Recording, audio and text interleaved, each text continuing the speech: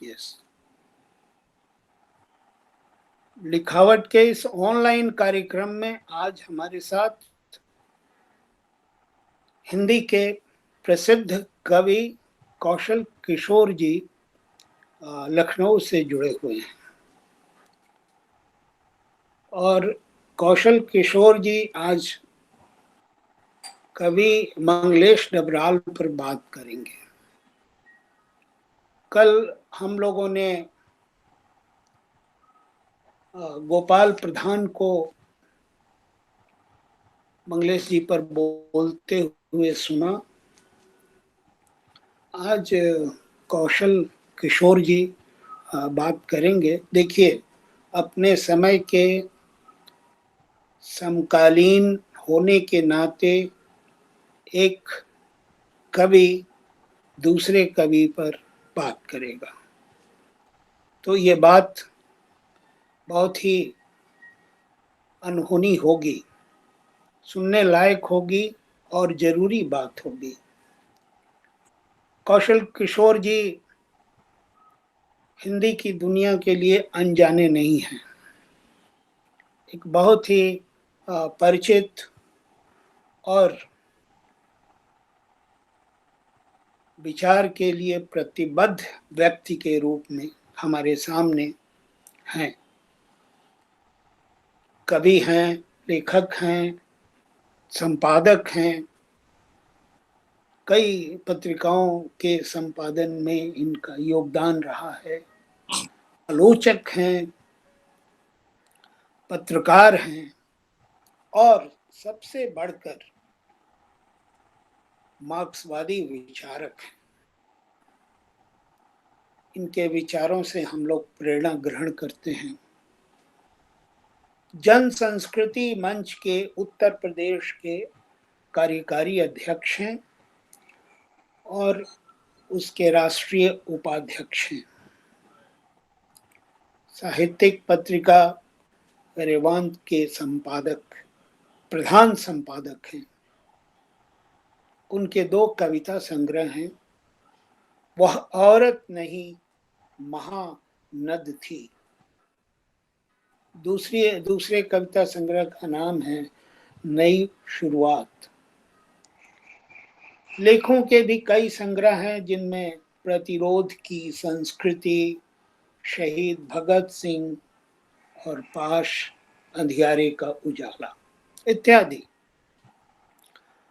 तो मैं कौशल किशोर जी का लिखावट पर स्वागत करता हूँ, हार्दिक स्वागत करता हूँ और उन्हें आमंत्रित करता हूँ कि वो मंगलेश डबराल पर अपनी बात रखें। किसी कवि पर बात करने के लिए कोई बहाना नहीं चाहिए, कोई अवसर नहीं चाहिए, लेकिन 2 बातें हमारे सामने हैं कि मंगलेश डबराल पिछले साल 9 दिसंबर को कोरोना से ही उनकी मृत्यु हो गई। और हम सब लोगों के लिए, मेरे लिए, कौशल जी के लिए और तमाम मित्रों के लिए एक बहुत भारी क्षति थी। और सबसे बड़ी क्षति थी विचारों के लिए। मंगलेश डबराल ने अपने पूरे जीवन को द वे ऑफ लाइफ जो कहते हैं, उन्होंने विचार को, मार्क्सवादी विचारों को अपने जीवन में उतारा था। और जीवन में ही नहीं, वो कविता में भी वो चीजें झलकती हैं।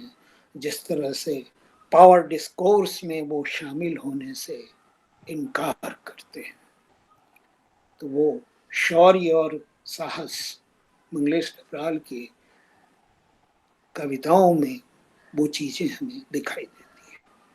तो मैं इतना ही कह के अब सीधे कौशल किशोर जी को आमंत्रित करता हूं। कौशल जी।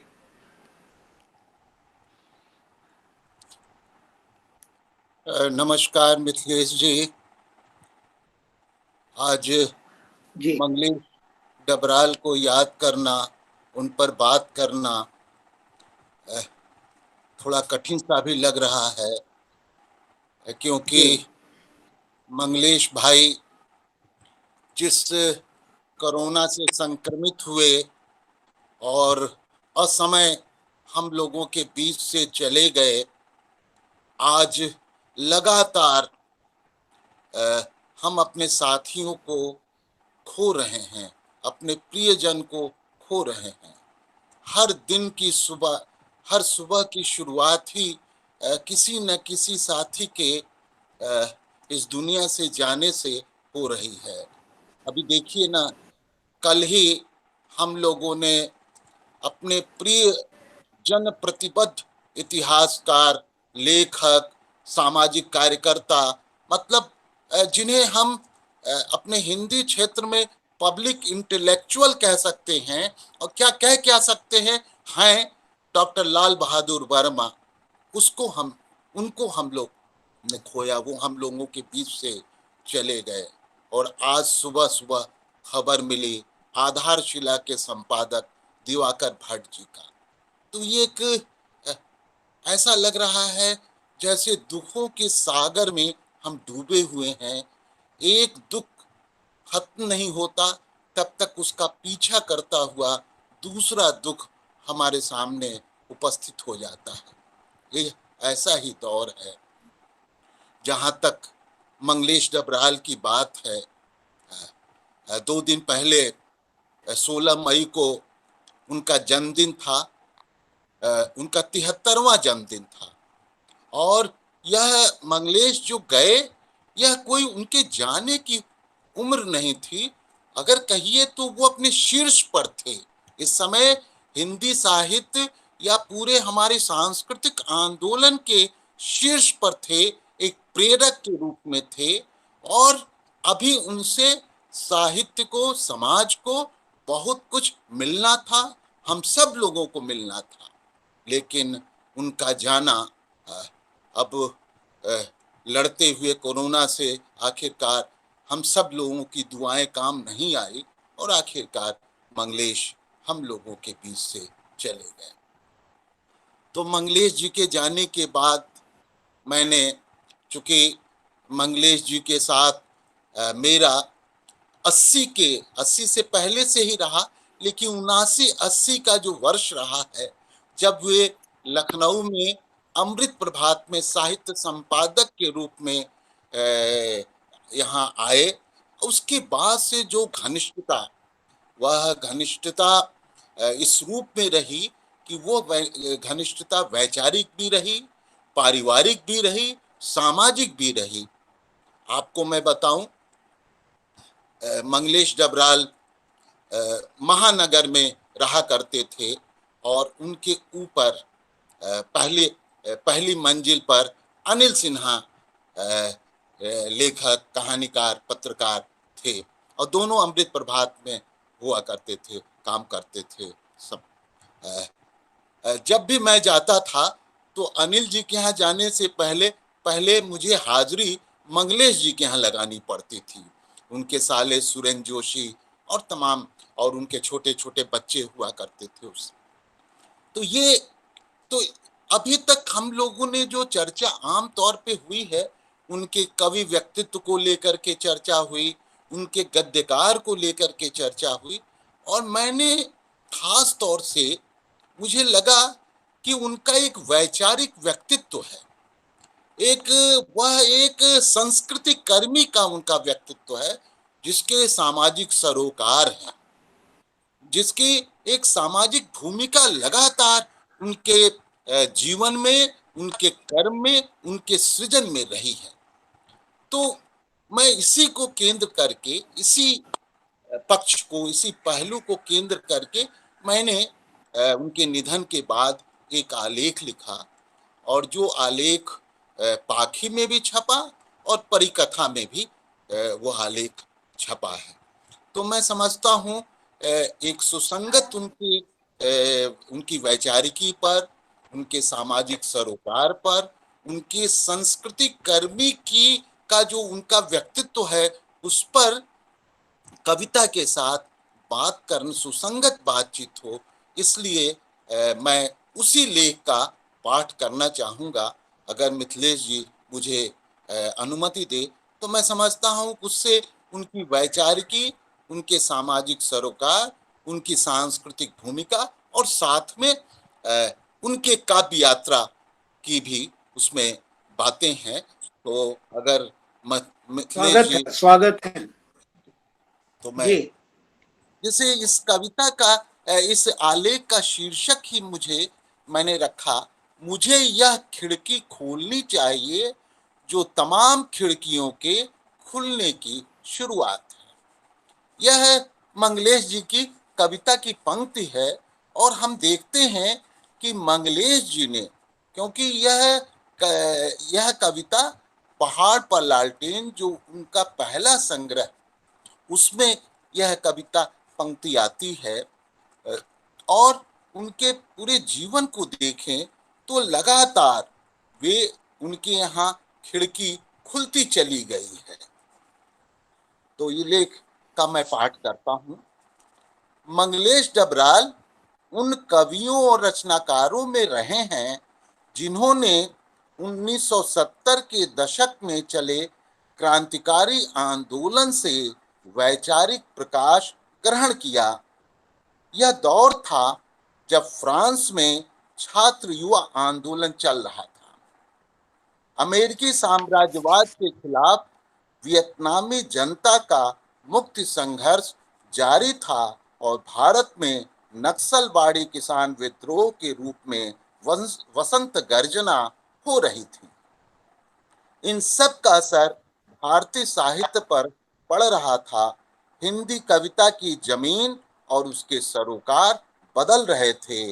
वह क्रांतिकारी आंदोलन और संघर्षशील जन समुदाय के साथ खड़ी हो रही थी। हिंदी कविता के क्षेत्र में एक नई पीढ़ी का अवतरण हो रहा था।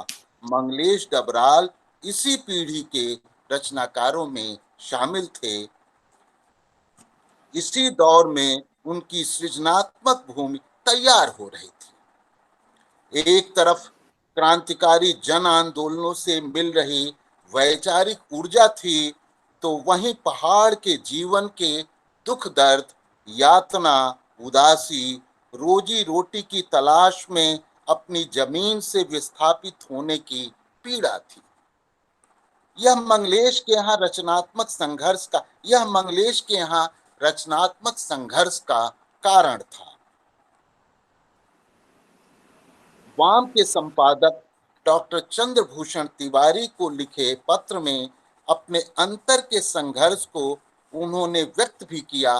वे लिखते हैं, समस्या अपने अंधकार से बाहर झांकने और उससे लड़ने की है, जिसमें मैं काफी कमजोर साबित हुआ हूँ। पराजय, हताशा, दुख और आत्मिक बीमारियों की कविताएं भेजकर मैं नहीं चाहता कि वाम की स्वस्थ और सही तस्वीर पर आघात लगे। मैं कोशिश जरूर कर रहा हूं कि मेरी वैचारिक शर्तें संवेदना में बदल सके और सही तरह की कविताएं लिख सकूं। मंगलेश की सही तरह की कविताएं लिखने का संदर्भ समझा जा सकता है। यह उनके अंदर का द्वंद्व था, जिससे बाहर निकलने की छटपटाहट के साथ हिंदी कविता में उन्होंने प्रवेश किया। उनके यहाँ पहाड़ दुख की तरह टूटता है। जहाँ तक मंगलेश रचना और विचार तथा संगठन और आंदोलन में मंगलेश की भूमिका की बात है, उनकी सक्रियता इस दिशा में लगातार रही है। जब वे लखनऊ में थे, यहाँ प्रगतिशील लेखक संघ की सक्रियता थी।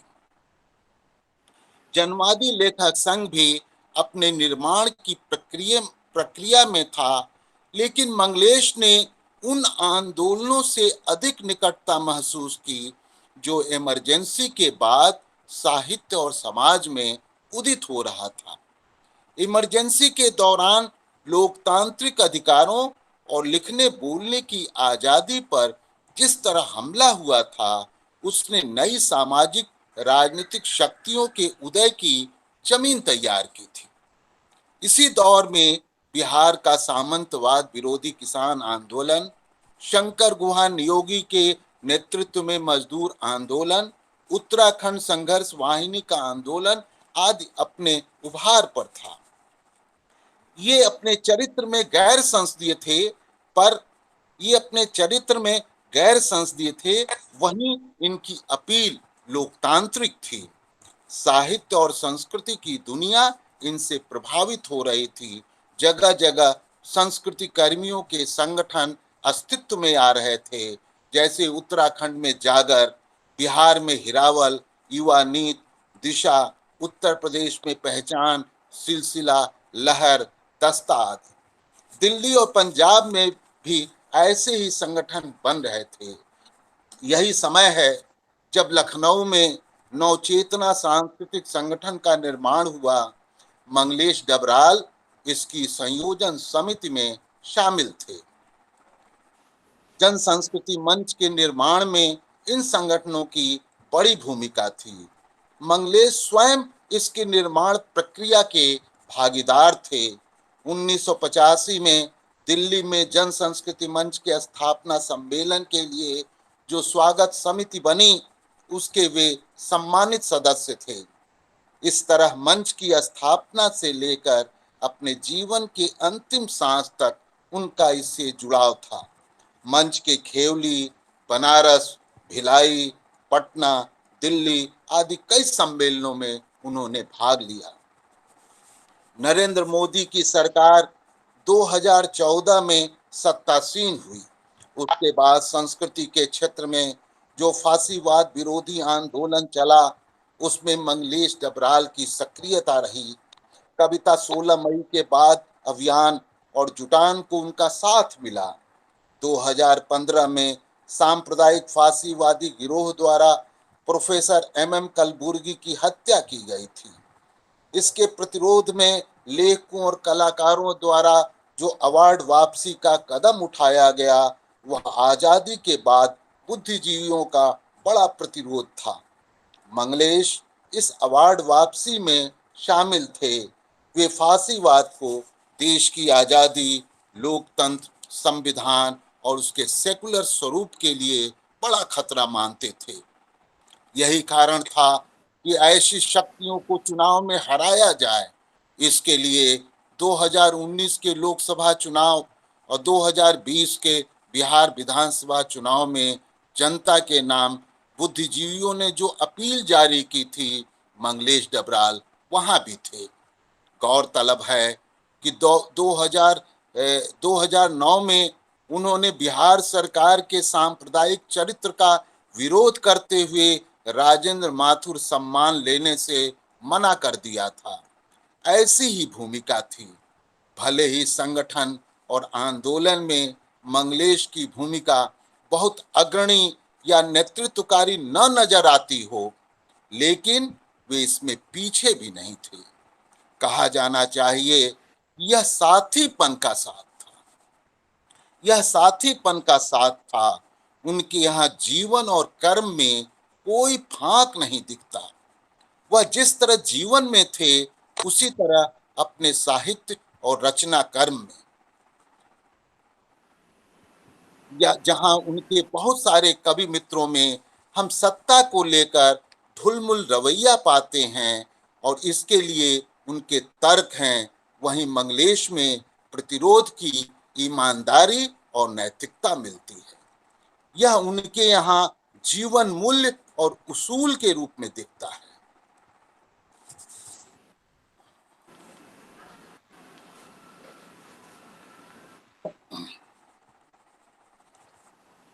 मंगलेश डबराल से हमारी मुलाकात 1980 के आसपास हुई, जब वे लखनऊ में अमृत प्रभात के साहित्य संपादक थे। करीब 4 साल तक करीब से उन्हें जानने समझने का मौका मिला। यह हम जैसे युवा रचनाकारों के भी बनने और आगे बढ़ने का दौर था। आज जब भी याद करता हूँ, वह दौर लखनऊ के साहित्य समाज के लिए स्वर्णिम सा लगता है। बात 1983-84 की है। कवि शमशेर बहादुर सिंह का अक्सर लखनऊ आना होता था। वे आए और यहाँ महीनों रुकते। अजय सिंह का भीकमपुर कॉलोनी का निवास उनका घर हुआ करता था। हमारे लिए ही नहीं, लखनऊ के साहित्यकारों के लिए भी उनसे मिलने, बतियाने, साहित्य पर चर्चा करने का अच्छा अवसर था। लखनऊ से निकलने वाले अखबार अमृत प्रभात का दफ्तर हमारे मिलने जुलने का उन दिनों केंद्र था। अमीनाबाद का कंचना, कैसरबाग का जनता कॉफी हाउस और हजरतगंज का इंडियन कॉफी हाउस की बनिस्पत अमृत प्रभात में मिलना हमें ज्यादा जीवंत लगता था। किसी से मिलना हो तो हम कहते कि अमुक समय अमृत प्रभात आ जाओ। अमृत प्रभात कार्यालय के संपादकीय कक्ष में बड़ी सी डेस्क हुआ करती थी, जिस पर सारे पत्रकार बैठते और समाचार तैयार करते। उससे सटा एक तरफ टेलीप्रिंटर का कमरा था तो दूसरी तरफ एक छोटा कमरा था जो साहित्य संपादक का था। मंगलेश डबराल इसी कमरे में बैठते थे। अमृत प्रभात के दफ्तर में घुसते ही एक बड़ा हॉल मिलता जहां सोफा पड़ा होता। यह बाहर से आने वालों के लिए मिलने और बैठने का स्थान था। यहीं हम मिलते, बतियाते और आगे का कार्यक्रम आदि तय करते। यहाँ आने जाने वालों को लगने लगा था कि हम भी इसी अखबार के हिस्से हैं। ऐसा ही माहौल था। यहीं तय हुआ कि शमशेर जी से बातचीत की जाए और वह अलग अलग टुकड़ों में या फुटकर बातचीत की जगह व्यवस्थित तरीके से हो।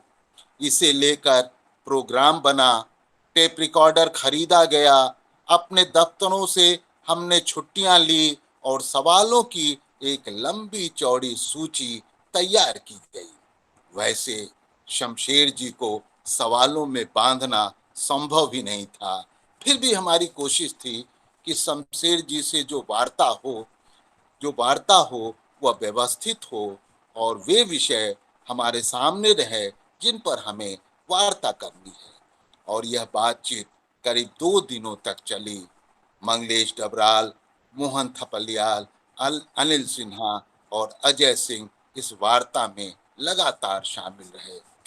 ये संजोग है कि अब हमारे बीच मंगलेश डबराल ही नहीं, मोहन थपलियाल और अनिल सिन्हा भी हमारे बीच नहीं रहे। मंगलेश डबराल के काम में पूरी तन्मयता, प्रतिबद्धता और जिम्मेदारी रही है। यह हमने कई बार देखा। जन संस्कृति मंच के भिलाई सम्मेलन में उन्हें सम्मेलन के मुख्य विषय का प्रवर्तन करना था। अपने वक्तव्य को वे लिख कर लाए थे, उसका वाचन किया। अनेक अवसरों पर यह देखा गया। शमशेर जी से जो हमारी बातचीत हुई वहां भी यह देखने में आया। हम सभी मित्रों में सर्वाधिक तैयारी के साथ मंगलेश थे। उन्होंने शमशेर जी से किन विषयों पर बातचीत करनी है तथा जिन प्रश्नों को उनसे पूछना है उसे वे लिखित रूप में ले आए थे। मतलब मंगलेश ने शमशेर जी से जो सवाल किया, वास्तव में वह उनकी अपनी चिंता और चिंतन से जुड़ा था। उनका एक प्रश्न कम्युनिस्ट आंदोलन से जुड़ा था। वे शमशेर जी से ये जानना चाहते थे कि ऐसी क्या कमी रह गई कि देश में क्रांति नहीं हो पाई। शमशेर जी के जीवन की पृष्ठभूमि थी कि उनका कम्युनिस्ट आंदोलन से लंबे समय से जुड़ाव था।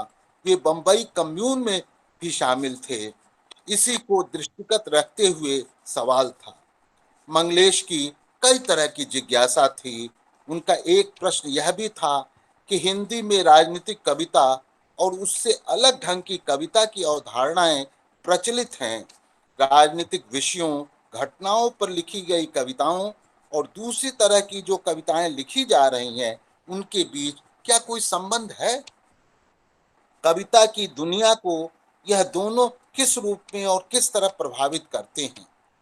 कविता की संप्रेषणीयता को लेकर भी सवाल थे। शमशेर जी ने कविता के कई रूपों में अपने को व्यक्त किया है, एब्स्ट्रैक्ट से लेकर डायरेक्ट। उन्हें गीत, गजल, नज्म, लोकगीत, छंद आदि में लिखने की जरूरत क्यों महसूस हुई?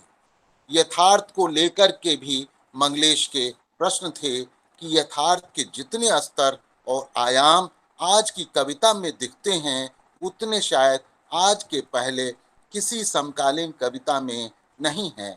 यथार्थ और साहित्यकार का रिश्ता क्या हो सकता है? ऐसे ही प्रश्न थे जिन पर मंगलेश डबराल ने शमशेर जी से बातचीत की। आपको मैं बता दूं कि उस बातचीत का एक टुकड़ा, एक अंश अभी पहल के नए 125वें अंक में, उसके समापन अंक में यह छपा भी है, प्रकाशित हुआ है। और यह बातचीत 1983 में जो की गई थी वह बातचीत। अब आगे बढ़ता हूँ। मंगलेश डबराल का पहला कविता संग्रह है पहाड़ पर लालटेन। इसमें उनकी 40 कविताएं संकलित हैं। इनका रचना काल 70 से 80 तक फैला हुआ है। यह संग्रह उन्हीं दिनों आया जब वे लखनऊ में थे।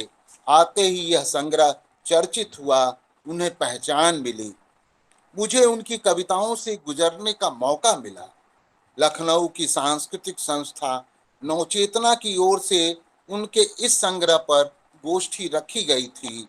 इसमें मंगलेश के इस संग्रह पर मैंने लेख पढ़ा और अनिल सिन्हा ने पंकज सिंह के पहले कविता संग्रह आहटे आसपास पर। इस गोष्ठी में लखनऊ के साहित्य समाज के अतिरिक्त नीलाभ और पंकज सिंह भी शामिल थे। मैंने अपने लेख में मंगलेश की कविता की मुख्य ताकत के साथ उसकी असंगतियों पर अपनी बात रखी। काफी गर्मा गर्म बहस हुई। आज भी मेरी समझ है कि मंगलेश डबराल के रचनात्मक विकास क्रम को इस संग्रह से समझा जा सकता है। वह लेख पहल में उन्हीं दिनों छपा। मंगलेश के पहले संग्रह पहाड़ पर लालटेन की कविताओं की मुख्य विशेषता इंद्रियों की सक्रियता है।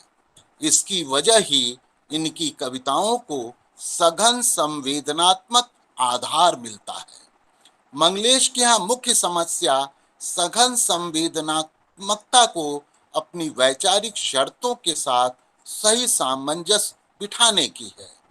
इनकी कविताओं की रचनात्मक स्थितियां इनकी वैचारिक शर्तों द्वारा निर्मित नहीं होती, बल्कि दैनिक जीवन के छोटे मोटे अनुभव और घटनाक्रमों के बीच ही अपना विषय वस्तु ग्रहण करती है।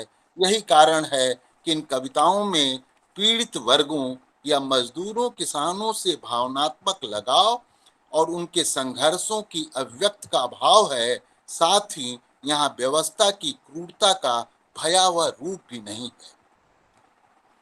इसका यह अर्थ नहीं कि इन कविताओं में सतही शांति को स्वीकृति देने की निर्विरोध मन स्थिति है, बल्कि इसके विपरीत मंगलेश के जीवनानुभवों के अंतर में निरंतर विकसित होती मानवीय सोच की प्रक्रिया है, जो सचेत चिंतन की अपेक्षा उपचेतन संस्कारों का अधिक परिणाम है। और इन कविताओं में मध्यवर्गीय जीवन की ईमानदार अभिव्यक्ति है।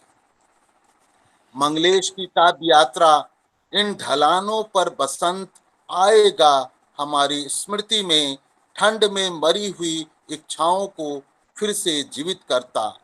इस आशावाद से आरंभ होती हुई इस खिड़की के बाहर मेरा इंतजार हो रहा है और मुझे यह खिड़की खोलनी चाहिए जो तमाम खिड़कियों के खुलने की शुरुआत है तक पहुंचती है, तथा अपने विकास की सकारात्मक संभावना को पैदा करती हुई इस बात का आभास देती है कि आगे की यात्रा किस पथ पर अग्रसर होगी। मंगलेश की कविताएं वर्तमान जीवन का जायजा लेती हैं। कवि जो कुछ महसूस करता है उसी एहसास को व्यक्त करती हैं। इसी कारण इन कविताओं में वर्तमान जीवन को मूर्त करने वाले प्रसंग और चित्र हैं।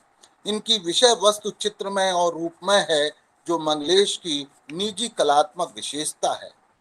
वैसे इन कविताओं में हर जगह उपस्थित मैं के रूप में कवि की मानसिकता की स्पष्ट छाप है। फिर भी यहाँ जीवन की वास्तविकता को चित्रित करने की कोशिश के द्वारा ये कविताएं पाठक का यथार्थ बोध भी विकसित करती हैं। जरा देखें, जहां उजाला जाले की तरह चिपटता है और समस्याएं मेरी भूख के आगे डाल देती है मेरा ही शरीर चुपचाप। कविता से दोस्तों से मैंने कहा, कुछ भी बचाया नहीं जा सकता। रात में हम जो सपने देखेंगे वे भी सुबह यहीं छूट जाएंगे। बाहर एक सड़क होगी कहीं जाती हुई, एक बस होगी हमें वहां ले जाती हुई, एक नौकरी होगी धमकाती काम कराती हुई। आते जाते कविता से इन कविताओं ने भूख देखी है जो दिन में 3 बार लगती थी। इन्हें जीभ लपलपाते दिन का सर से चले जाने का एहसास है। यह कंधे पर बैठे दुख और आत्मा पर फफूंद से परिचित है। यह अंधेरा हम लगातार नाटक की तरह खेलता रहा। इस समझ के साथ कभी महसूस करता है कि मैं यहाँ उगा हूँ जहाँ सारी ऋतुएं समाप्त हो गई हैं, धूप और समुद्र समाप्त हो गए। स्वाभाविक तौर पर इस स्थिति में उसे अपने सपनों की जगह जली हुई जमीन ही मिलेगी। इन कविताओं में औरतों के शोषण दोहन के चित्र भी हैं। इन चित्रों को समकालीन जीवन की वास्तविकता के परिप्रेक्ष्य में हम देख सकते हैं कि आज आदमी समस्याओं की विराटता के आगे कितना बौना हो गया है। आज भी वह अपनी बुनियादी जरूरतों से एक लंबे अंतराल पर खड़ा। इन दारुण स्थितियों के बीच उसके पास समस्याग्रस्त वर्तमान है तो रेत की दीवार की तरह अस्तित्वहीन हो जाने वाले सपने और भविष्य। यह चक्र अनवरत जारी है जिसके भीतर छटपटा रहे इंसान की पीड़ा है। इस तरह मंगलेश इन जीवन चित्रों के द्वारा समकालीन जीवन और उसे संचालित करने वाली व्यवस्था की निरर्थकता का पर्दाफाश करते हैं। मंगलेश डबराल की कविताओं में उनका आत्म संघर्ष है। वे इसे सामाजिक संघर्ष से संबद्ध करने के लिए सक्रिय दिखते हैं। इसके लिए अपनी प्रतिक्रिया से बचाते हुए यथास्थिति को चित्रित करते हैं। इसका उदाहरण उनकी कविताएं घर और पहाड़ पर लालटेन है। वे राजनीति को कविता का विषय बनाते हैं। साम्राज्य गिरना, अत्याचारियों की थकान, तानाशाह कहता है आदि कविताओं में विकसित होती राजनीतिक सचेतनता दिखती है। साम्राज्य के रूप में देश के राजनीतिक क्षितिज पर पैदा होने वाली तानाशाही को कभी महसूस करता है जिसे गिरना में और भी स्पष्टता के साथ देखा जा सकता है। यह आपात स्थिति के दौर की रचना है। यह इमरजेंसी के दौर की रचना है। ऐसे दौर में जब अभिव्यक्ति की स्वतंत्रता छीन ली गई थी, कवियों ने प्रतीकों के माध्यम से उन जटिल और क्रूर स्थितियों की किस तरह व्यक्ति दी थी, गिरना कविता में देख सकते हैं। सबसे ज्यादा खामोश चीज है बर्फ। वे कहते हैं कि सबसे ज्यादा खामोश चीज है बर्फ, उसके साथ लिपटी होती है उसकी खामोशी।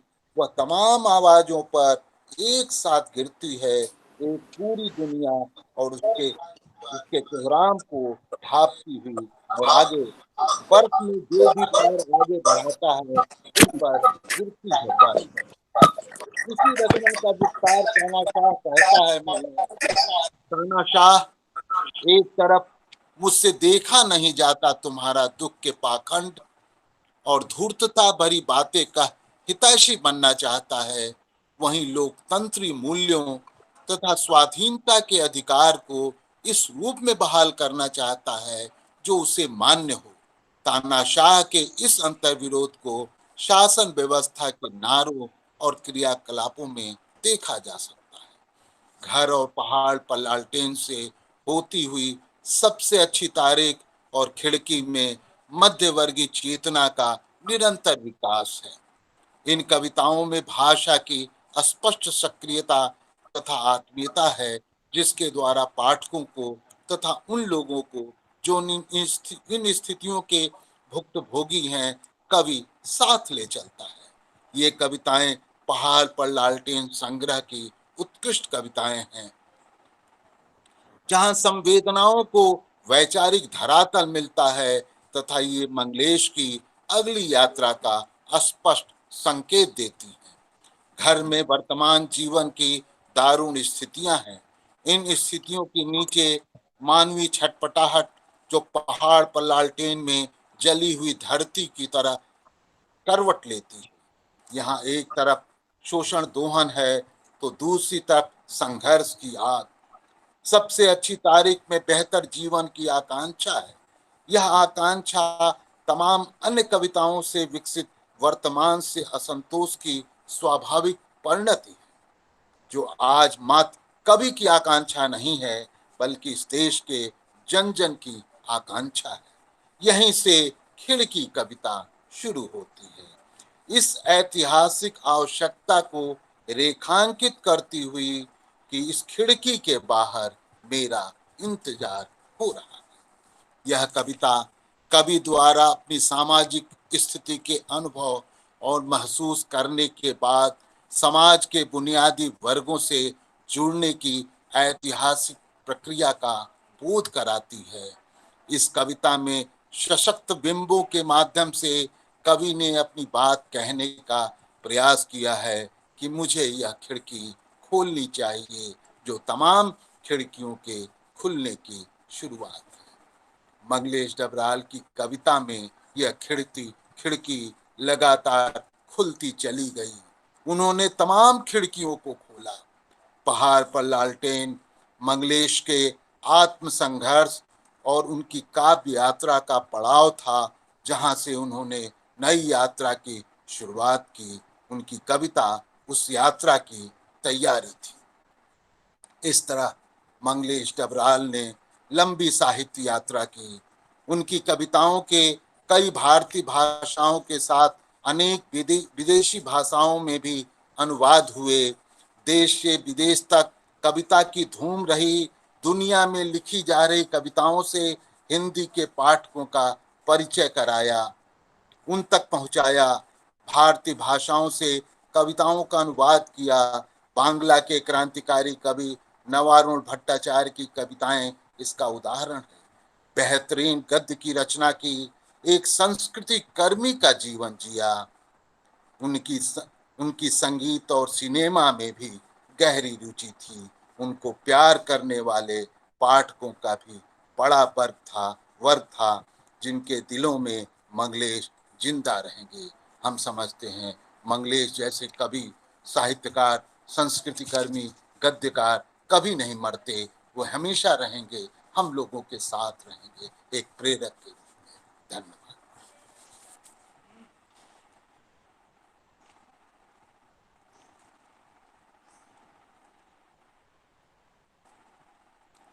हाँ, मिथिलेश जी,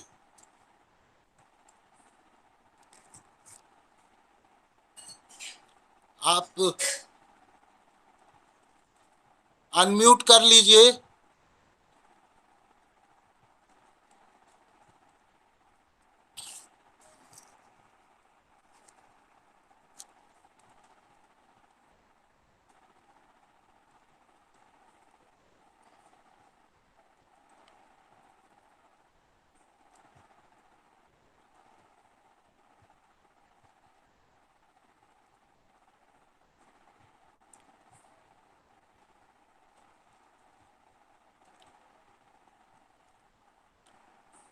हाँ मिथिलेश जी, आवाज नहीं आ रही है आप।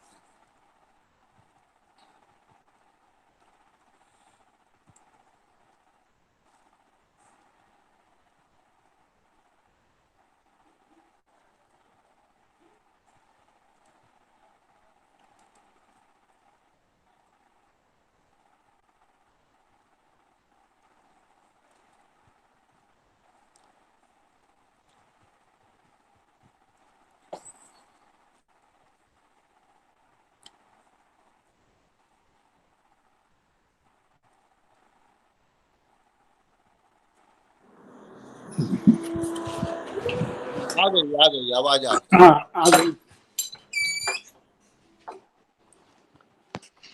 आपका व्याख्यान बहुत अच्छा रहा। मैं एक दो चीजें पूछना चाहता हूँ, अगर आप कहें तो, इजाजत दें तो। जी जी जी जी जब वो अमृत प्रभात में थे जी लखनऊ में, जी और आप लोग बराबर मिलते थे, जी आप भी बहुत युवा होंगे, और हाँ मंगलेश डबराल भी। हाँ जी जी तो जब हम तो मंगलेश डबराल से जब मिले, हम्म, तो वो लगभग 42-43 साल के थे, हम्म। हम और लोग का वही मुझसे। था। मैं 28-30 साल का रहा होगा, हाँ, 30 साल का होगा, और वो करीब 34-35 साल के होंगे वो। हाँ। तो आप लोग युवा थे। जी मंगलेश डबराल तो मुझसे लगभग 10 साल बड़े थे।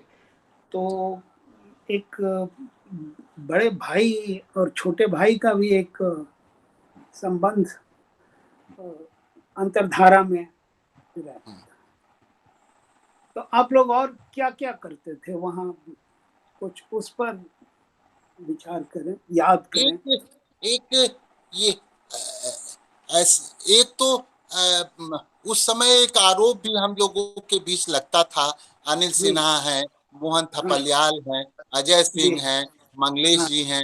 हम लोगों हाँ, को लेकर के और भी एक दो साथी थे, तो उनको जी, लेकर के एक परिवारवाद का भी हम लोगों के ऊपर आरोप लगा करता था। बहुत अच्छा। अब जैसे हाँ, जैसे आपको मैं बताऊं, जी, भगत सिंह के शहादत का जब 50 वर्ष हुआ था, तो लखनऊ में नवचेतना सांस्कृतिक संगठन की ओर से हम लोगों ने हिंदी भवन, माने हिंदी संस्थान का जो हिंदी हम्म, भवन कहलाता था, वहां जी, हम लोगों ने आयोजन किया, और उसमें हम्म, मुख्य वक्ता के रूप में गोरख को बुलाया गया था, गोरख पांडे हम्म, को, है ना। हम्म, अब आप ये समझिए कि उस समय कहीं भी हम लोग जाते थे, तो हम्म, पूरा परिवार हम लोगों का साथ साथ जाया करता था। अनिल हम्म, सिन्हा के हम्म, दोनों छोटे बच्चे, है ना, हम्म, अ, हम्म, अजय सिंह के भाषा और अनुराग, मंगलेश जी के अमला, क्या अलमा अलमा, और वो सब छोटे छोटे बच्चे। अब पता चल रहा है कि अंदर गोष्ठी चल रही है, और ये बच्चे बाहर खेल खेल रहे हैं, या वहां भी मंच पर भी उछल कूद मचा रहे हैं, है ना। हम्म, तो हम्म, एक ये आपको मैं बताऊं कई इस तरह के उदाहरण। बाजार फिल्म सागर सरहदी वाली फिल्म आई थी, लखनऊ के जी, ओडियन में लगी थी। हम हम्म, सब लोग परिवार एक साथ वहां हम्म, ये फिल्म देखने गए। पिक्चर देखने के बाद हम लोग फिर बुद्धा पार्क चले गए। तो मतलब जी, कहने का ये जो एक साथीपन था, एक जो हम्म, आत्मीयता थी, जिसे हम्म, दूसरे लोग जो बाहर से देखने वाले कई बार हमारे हम लोगों के ऊपर ये छींटा कसी भी किया करते थे कि ये लोग एक परिवार बन गए हैं, परिवारवाद चलाते हैं। तो मतलब हम्म, यह चीजें थी लखनऊ। इसीलिए मैंने इसमें लिखा भी और कहा भी कि वह हम लोगों का एक स्वर्णिम काल था। जब भी लखनऊ में 80 के बाद अमृत प्रभात के उस दौर को याद करता हूं, तो मुझे लगता है कि उसने हम जैसे लोगों को बनाने में बड़ी उसकी भूमिका रही है, आगे ले जा। जी, मंगलेश जी, मोहन थपलियाल को हम लोग अंकल कहा करते थे, हम्म, है ना। हम्म, ये हम्म, ये अंकल के रूप में ही, यहाँ तक कि मंगलेश डबराल भी उनको अंकल कहते थे, हम सभी लोग उनको अंकल हाँ, कहा करते थे। तो मतलब ये एक आत्मीयता, एक आपसी साथीपन, कॉमरेडशिप जो ये था, उस बात के दिनों में यहाँ हम लोग माने सब खत्म होता चला गया है यहाँ पर। जी, जी, अब हम लोग अकेले में माने बहुत सब्जेक्टिव जीवन, माने एक आत्मपरकता बढ़ती चली गई है। अब उस तरह के साथी, उस तरह का खुलापन भी नहीं था, है ना। तो मोहन अब देखिए, थपलियाल, अब आपको मोहन। मैं बताऊं, जन संस्कृति पत्रिका हम लोगों, अजय सिंह, अतुल सिन्हा और हम तीनों लोगों ने मिलकर के 83 में हम लोगों ने शुरू की।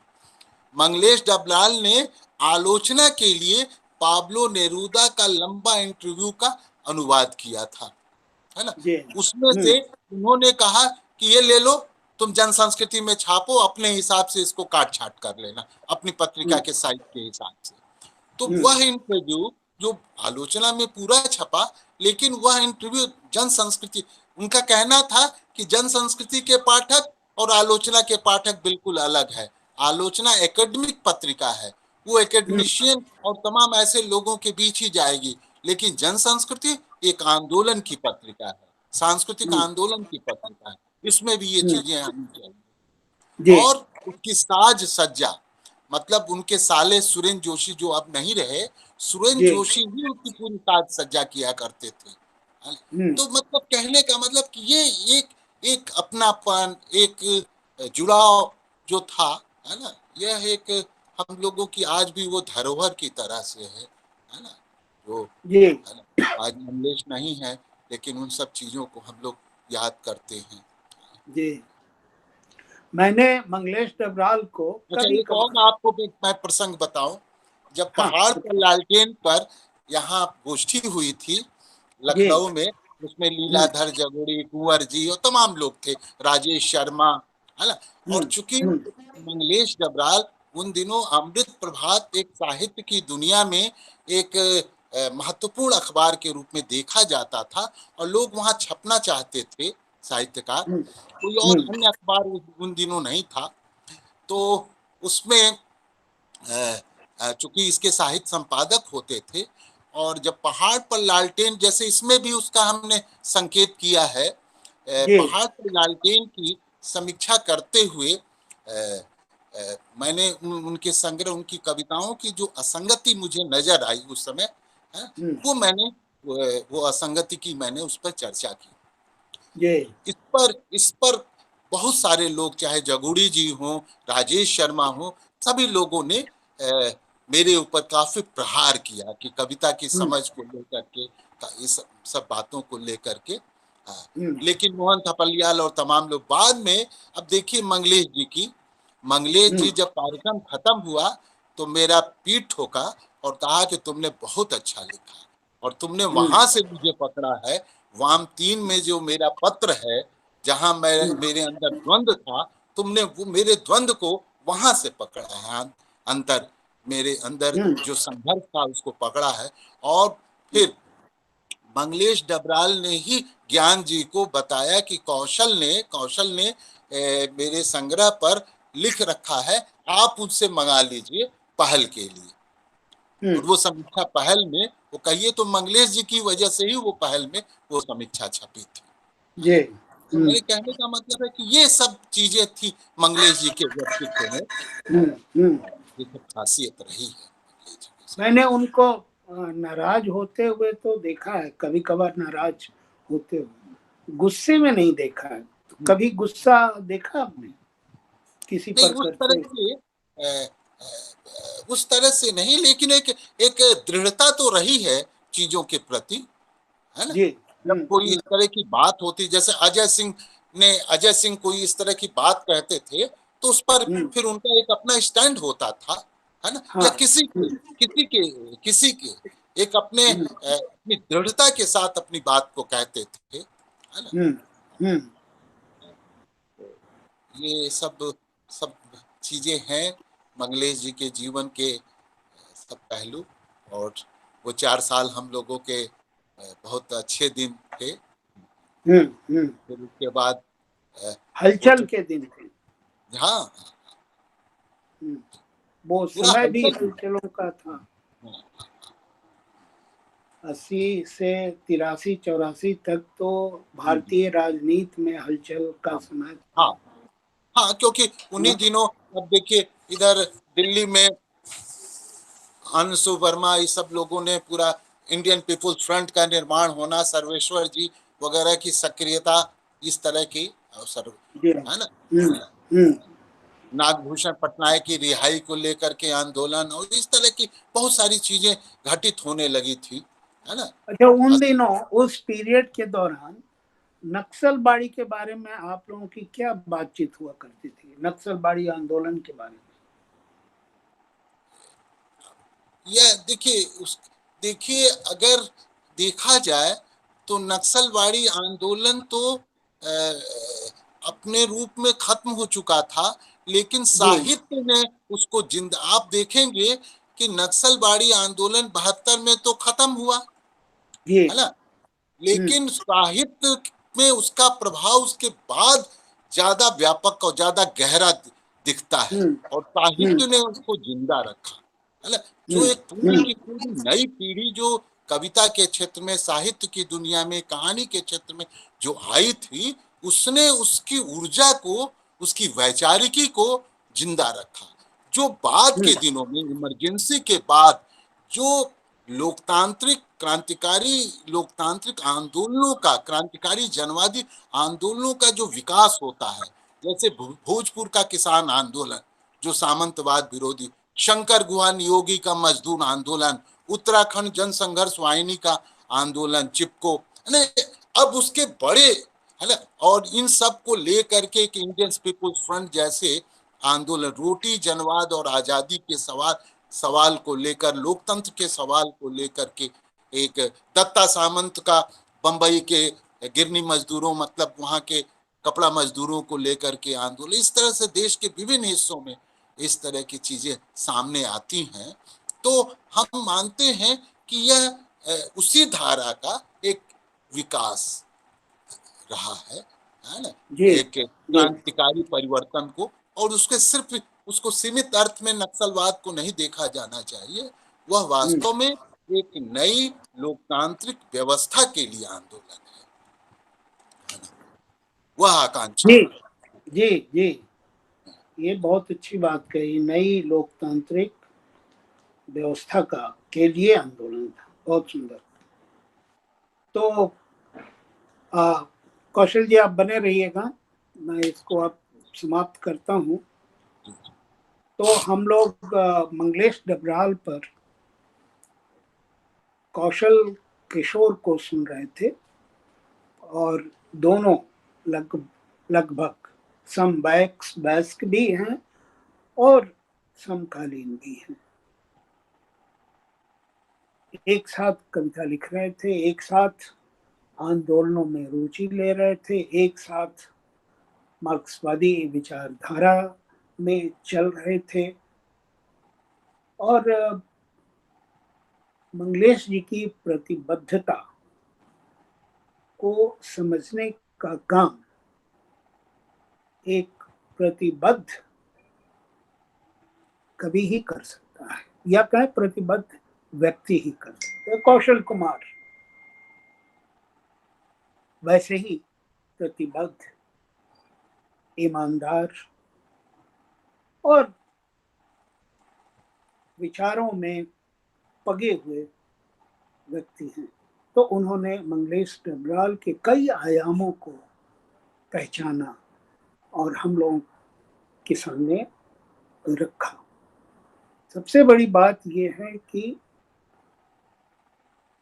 80 से 83-84 के बीच मंगलेश डबराल लखनऊ में अमृत प्रभात में काम कर रहे थे और लखनऊ में रह रहे थे। तो वो निकटता मित्रों के साथ जो है, और जिसको लखनऊ में लोगों ने परिवारवाद का नाम दिया, ये बहुत बड़ी बात है।